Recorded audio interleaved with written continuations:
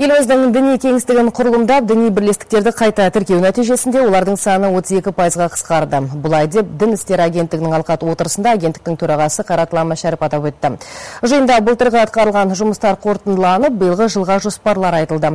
Өткен жылы аталған агенттік басқа да мемлекеттік органдармен бірігіп, дін саласында мемлекеттік саясаттың 7 бағыты бойынша маңызды өзгерістер енгізіпті.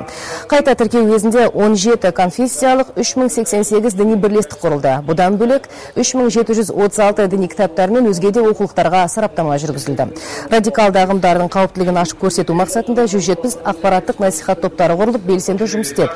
Ал теріс пиғылды діни ағымдардан зардап шеккендерге көмек көрсететін еліміздегі 12 орталық түскен арыз шағымдарды қабылдап, оларға психологиялық, құқықтық жәрдем көрсетті.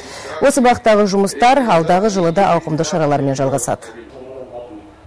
Конфессияаралық келісімді қамтамасыз етудің қазақстандық үлгісін көпшілікке паш ету және одан әрі имиджін көтеру мақсатында бірқатар маңызды іс-шараларды, яғни Астана қаласында шетелдік сарапшылардың қатысуымен халықаралық конференцияларды өткізуді жоспарлап отырмыз. Жалпы бұл игі шаралар еліміздің беделін көтеріп қана қоймай, шет мемлекеттердің мемлекеттік конфессиялық қатынастар саласындағы озық тәжірибесін зерттеп, қолдануға оң нәтиже беретіні анық.